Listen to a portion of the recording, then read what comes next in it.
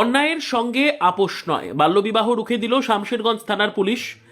পশ্চিমবঙ্গ সরকারের লাগাতার সচেতনতা প্রচার ও প্রশাসনিক কড়াকড়ি সত্ত্বেও ফের বাল্যবিবাহের আয়োজনের ঘটনা সামনে এলো মুর্শিদাবাদ জেলার শামশেরগঞ্জে। তবে শেষ মুহূর্তে পুলিশের তৎপরতায় রক্ষা পেল এক নাবালিকার ভবিষ্যৎ।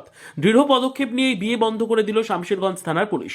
ঘটনাটি ঘটেছে ধুলিয়ান পৌরসভার 2 নম্বর ওয়ার্ডে, যা শামশেরগঞ্জ থানার অন্তর্গত। পুলিশ সূত্রে জানা গিয়েছে, মাত্র 14 বছরের এক নাবালিকা কিশোরীর সঙ্গে 25 বছরের যুবক মুলুক চাঁদের বিয়ের গোপন আয়োজন করা হয়েছিল। বৃহস্পতিবার রাতে 2 নম্বর ওয়ার্ডের সাদ্দাম শেখের বাড়িতে চলছিল বিয়ের প্রস্তুতি।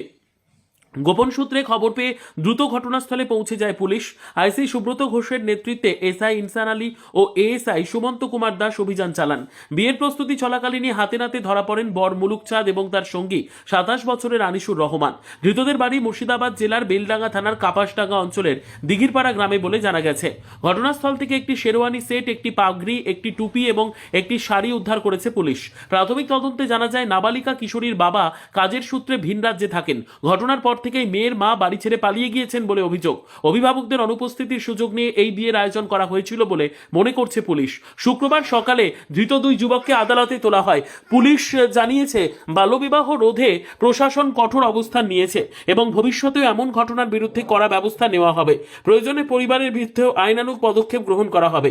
এই ঘটনায় আইসি সুব্রত ঘোষের নেতৃত্বেও ও দ্রুত পদক্ষেপ বিশেষভাবে প্রশংসিত হয়েছে। তার দৃঢ় অবস্থানের ফলে একটি নাবালিকার ভবিষ্যৎ অন্ধকারের হাত থেকে রক্ষা পেল। সমাজের উদ্দেশ্যে শক্ত বার্তা দিল শামশেরগঞ্জ থানার পুলিশ। অন্যায়ের সঙ্গে কোনো আপোষ নয়।